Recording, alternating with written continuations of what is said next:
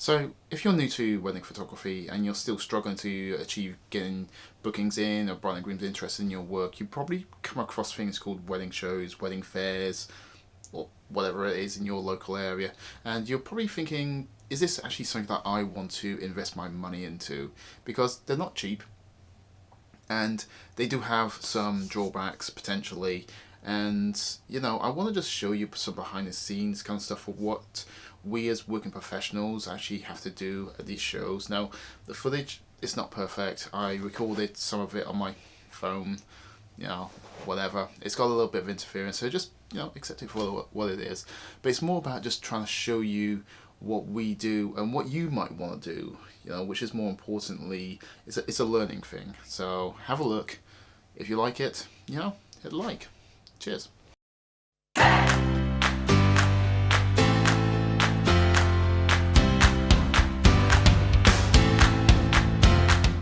So it's just gone 9 o'clock in the morning. God, that sun is terrible. And basically I'm at a wedding show at a place called Wolverston Hall. Never been here before, but see, it looks okay outside. I'm just about to set up basically, and I've got no idea how it's going to go, so it should be fun.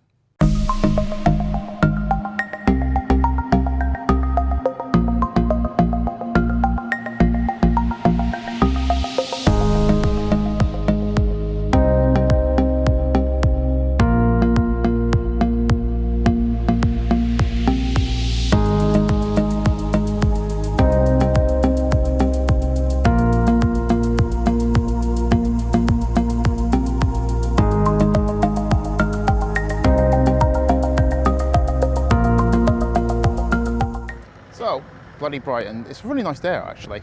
But anyway, couples are arriving here today and we're just going to see how it goes. No idea really. Bit of a lottery really. Weird looks at the moment. Okay, cool.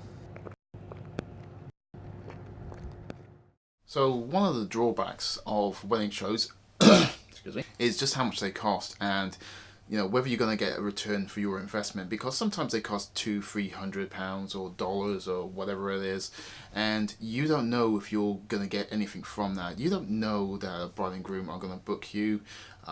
They might never contact you. You might get 5 people through the door, you might get 500 people through the door. I mean, think about it like this. If you get 500 people through the door and no one books you, that's a bad show. If you get 2 people through the door and both of them book you, that's a good show. So it really depends on how you look at things. For me, it's a very much a hit and miss scenario, and that's the same for a lot of photographers or wedding suppliers in general. We turn up, we pay our money, etc. We set up a stall, which you've got to put time and effort into that, and it's not easy, it's not cheap, and everywhere you go somebody will be doing something different, and you just got to decide what you want to do. Your shop front essentially. You turn up, you speak to lots of brides, hopefully you speak to lots of brides, and hopefully they come back to you. They'll email you, they'll give you a phone call, but that's not always the case. Sometimes they might like somebody else. Hopefully they'll like you, but like I say, it's a lottery, and hopefully you're gonna get money back on this. You're gonna take 2 or 3 bookings or more or whatever, and you're gonna have a really good time. You're encouraged to do more shows, and you progress onwards. But one of the things you've got to remember is your stand. If it looks like garbage, that portrays you. You've got to make sure you put out your best work, get some albums out there, some banners. I have a TV, I have a simple slideshow on. So it just shows people quite a lot of the work that I do, so they can get a really good feeling and see if it's the type of pictures that they like for themselves. But this is just what I do. Other photographers would just have lots of prints everywhere, and if that works for them, brilliant. It's just not something I've looked into personally, but what I do kind of works for me, and I usually get some bookings from every show I do. But, that's just me.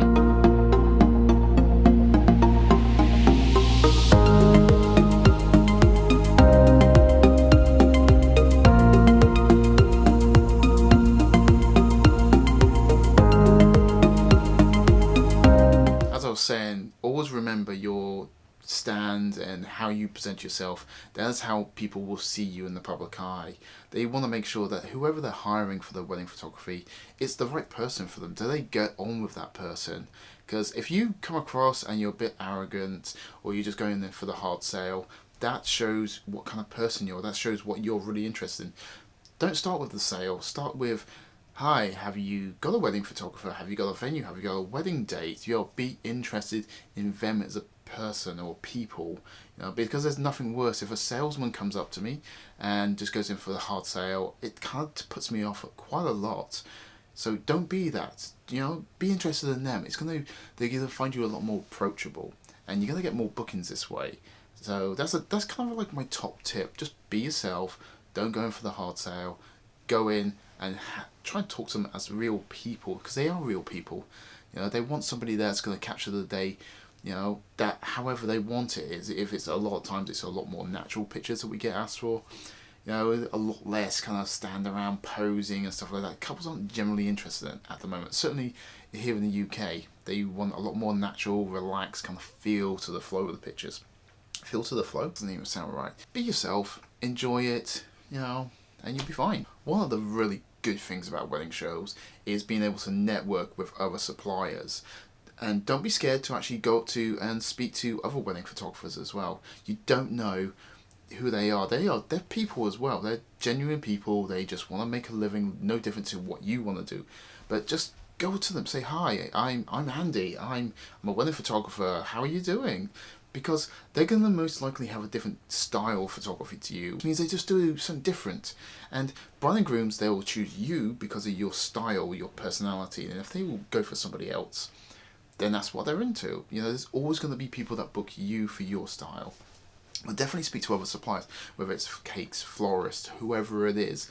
Networking is a really big thing in the wedding industry. If you don't do it, you're really missing out, because those suppliers, especially, they always want to know the photographer, because they want shots that they can use for marketing for themselves. And you just say, that's brilliant. If you get any brides that are looking for photographers, send them my way, please.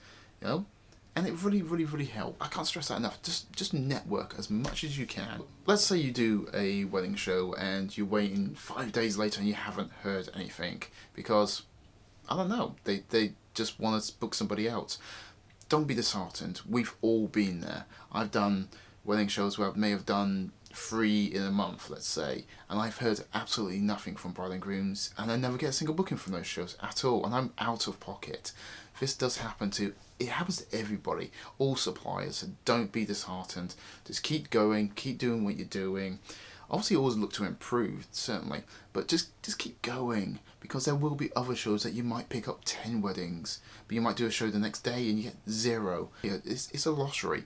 So don't be disheartened, just keep going, you will get there. It's just not an easy job. Don't expect to turn up, show a couple of pictures, and you're going to get lots of interest and lots of bookings. That just doesn't happen, unfortunately.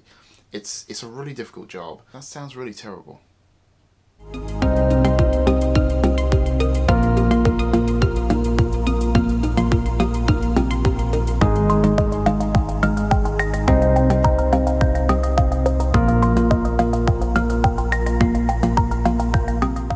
So that's another wedding fair done, and I think we had somewhere in the region of 200 brides come through the doors, which for a UK show is pretty damn good. I'm pretty happy with that. Just at this point, you don't know how it's going to go, which ones are going to get in contact. I always leave it with them, give them my leaflets, etc. And hopefully they get in touch. It's always interesting because sometimes they don't get back for months, and other times they get back the next day. Don't know, it's a lottery, but hopefully it's going to be good. I know there wasn't much footage there, but I hope it gave you a little bit of an insight to see what I have to do to just set things up, and the crowds, and just being able to talk to people. And again, it wasn't great footage, I know that. It will get better, promise you. Just give you a little bit of inside information, that's what I'm trying to say. And making sure it's the right thing for you. You might want to go down the Facebook route of advertising in there. Yeah, it's okay. But just, if you like it, hit the thumbs up, and I'll catch you next time.